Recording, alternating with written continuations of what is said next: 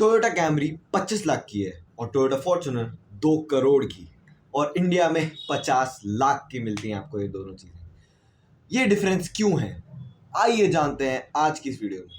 Hello everyone, this is audience encyclopedia, welcome back to our channel. और आज की इस वीडियो में हम जानेंगे कि गाड़ियां क्या सिर्फ इंडिया में ही महंगी हैं। क्या आपने जो नई कार ली है, क्या आपने उसके ज़्यादा पैसे दिए हैं, या फिर आपने सही पैसे दिए हैं, या फिर आपके साथ कोई धोखा किया जा रहा है। तो देखिए, ये डिफरेंस आता है टैक्सेस की वजह से। मैंने वीडियो की स्टार्टिंग में जैसे बताया, टोयोटा कैमरी 25 लाख की, इंडिया में टोयोटा कैमरी आराम से 50 लाख की मिलती है, डिपेंडिंग अपॉन डिफरेंट स्टेट्स के रोड टैक्सेस। लेकिन 25 लाख की आपको मिलती है यूएस में, क्योंकि यूएस में क्या होता है, ये कार मैन्युफैक्चर होती है, लेकिन इंडिया में ये गाड़ी असेंबल होने आके लिए आती है। लाइक जो पार्ट्स होते हैं वो दूसरी कंट्री से आते हैं और इंडिया में सिर्फ इसकी असेंबली होती है। फॉर्च्यूनर की बात करूँ तो मैंने आपको बताया फॉर्च्यूनर 2 करोड़ की, नहीं, इंडिया में आपको सिर्फ 50 लाख मिलने सस्ते में मिल जाती है। लेकिन पाकिस्तान में आपको अप्रॉक्सीमेटली 1.5 से 2 करोड़ रुपए देने पड़ते हैं इस टोयोटा फॉर्च्यूनर को खरीदने के लिए, जो कि आजकल आपको थोड़ी कॉमन दिखती है इंडिया में, लेकिन वहाँ पे एक लग्जरी ही है। इंडिया में इट्स लग्जरी, बट क्या एक गाड़ी के लिए इतने पैसे देना जायज़ है इंडिया में ही, अगर हम बात करें? क्योंकि हम एग्जांपल से बात करते हैं टोयोटा कैमरी की।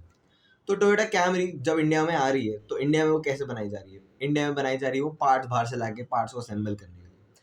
अब वही यूएस में जो चीज़ है, यूएस में वो लोकली कार मैन्युफैक्चर होगी, उसकी कॉस्ट इंडियन रुपीज़ में अराउंड अप्रॉक्सीमेटली 25 लाख रुपीज़ की है। लेकिन अगर हम इंडिया की बात करें तो इंडिया में वो गाड़ी आपको 50 लाख की पड़ रही है, क्योंकि जो पार्ट्स आते हैं उस पर हर एक पार्ट पे इम्पोर्ट ड्यूटी लगती है, और हर एक पार्ट की जो कॉस्ट है वो मिला के आपकी गाड़ी की कॉस्ट बनती है। और ऑब्वियसली ये जो कॉस्ट है हमारी, ये कस्टमर से लेवी करी जाती है। कंपनीज खुद तो बियर करेंगी नहीं ये कॉस्ट, ऑब्वियसली। उसके बाद एक बार आपने ये गाड़ी खरीद ली, फिर आपको इस पे जीएसटी भी देना है 18 से 25% का, 18 से 28% तक का जीएसटी आपको देना है। उसके बाद खाली ये टैक्स नहीं है, उसके बाद आपको सेस भी देना है 1% से लेकर 22% तक। अब क्योंकि कैमरी एक बड़ी गाड़ी है, 4 मीटर से लंबी, तो इसमें अब आप बहुत ज़्यादा टैक्स भर के दोगे। उसके बाद आखिरी चीज़ नहीं, अब भी बची है रोड टैक्स। रोड टैक्स आपकी गाड़ी के 4 से 5 लाख बढ़ा देता है इस प्राइस पॉइंट पे। तो ये बनाती है 25 लाख की कैमरी को 50 लाख का। इंडिया में आप डबल कॉस्ट दे रहे हो एज कम्पेयर टू यूएस, जहाँ पे कार लोकली मैन्युफैक्चर होती है। अगर हम लोकली मैन्युफैक्चर कार्स की बात कर लें, लेट सपोज हमारी BE6 ले लो, थार ले लो, ये कार्स लोकली मैन्युफैक्चर होती है। इवन हैरियर, ये सब लोकली मैन्युफैक्चर होती है, फिर भी इनकी कॉस्ट हाई है बिकॉज इनकी डिमांड हाई है।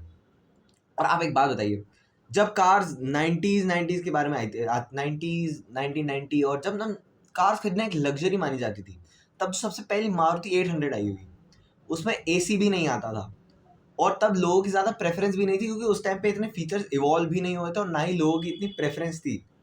आज के ज़माने में आप किसी को बोलो कि नॉन एसी कार, कोई भी नॉन एसी कार नहीं लेना चाहेगा, बिकॉज एसी एक ऐसा फीचर है जो गर्मी, क्योंकि वो बेसिक फीचर बन चुका है।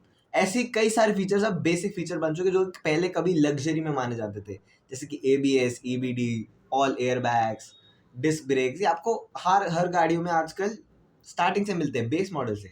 लेकिन फिर आते हैं कुछ फीचर्स, जैसे कि इंडिया में जिसकी डिमांड्स अभी बढ़ रही है, जैसे हमारी सनरूफ, बहुत ज़्यादा हाई डिमांड में। अगर आप देखें तो majority of the car buyers sunroof की तरफ प्रेफर करेंगे as compare to a car जिसमें सनरूफ नहीं है।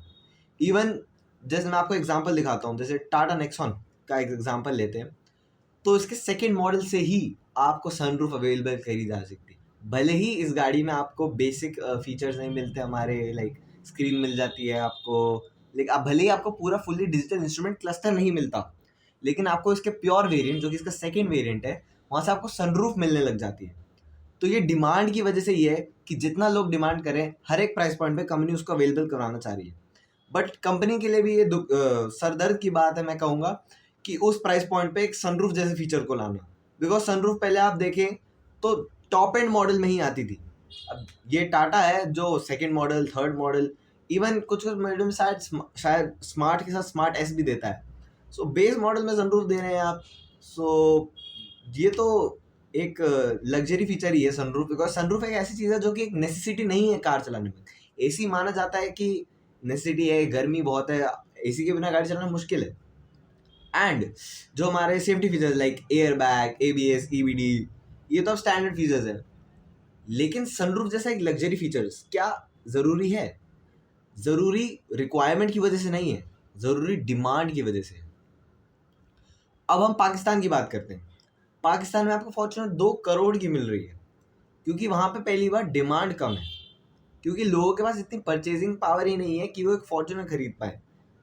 अब वहाँ पे इनकम इतनी कम है, वहाँ पे टैक्सेस भर भर के और लिए जा रहे हैं। वहीं अगर आप बात करें इंडिया में लोकल मैन्युफैक्चर, जैसे मैं हम वापस आते हैं अपने टॉपिक पे, इंडिया में लोकल लोकल जो मैन्युफैक्चर होते हैं जैसे हैरियर, बहुत कम कॉस्ट में मैन्युफैक्चर की जाएगी, उसके ऊपर भी कंपनी को टैक्स लगेगा जो ही कस्टमर से लिया जाएगा। उसके बाद भी आपको 3 से 4 लाख और देना पड़ेगा अपनी रजिस्ट्रेशन के लिए, road tax, insurance and all of that. But या आपको इतना ज़्यादा पैसा देना पड़ रहा है। So that is a headache for some family which is like middle class. India में जो कार्स बनाई जा रही है, क्या गवर्नमेंट को कुछ करना चाहिए टैक्स कम करने के लिए? बिल्कुल करना चाहिए। क्या गवर्नमेंट अभी कुछ कर रही है? नहीं, अभी कुछ नहीं कर रही है गवर्नमेंट। ओके गाइस, सो अब बात कर लेते हैं, अगर आपको कोई गाड़ी बाहर से इंपोर्ट करवानी तो उसमें क्या क्या सस्ती पड़ेगी या फिर और ज़्यादा पैसे देने पड़ेंगे? तो सच्चाई ये है कि आपको और बहुत ज़्यादा पैसे देने पड़ेंगे। तो लेट्स एक एग्जांपल से समझते हैं इसको।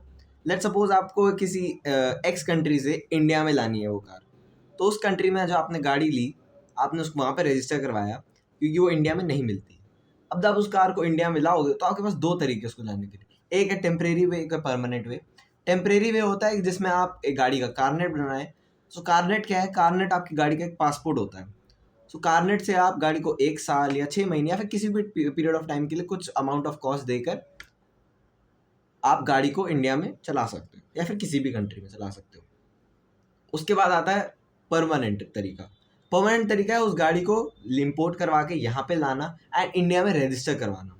इंडिया में रजिस्टर करवाने के लिए आपको लगेगी 100% कस्टम ड्यूटी और import tax, what ever you can say. So 100% cost लगे, मतलब लेट सपोज आपने 50 लाख की कोई कार खरीदी तो आपको 50 लाख और देने पड़ेंगे। टोटल कॉस्ट आपको 1 करोड़ की मिल जाएगी।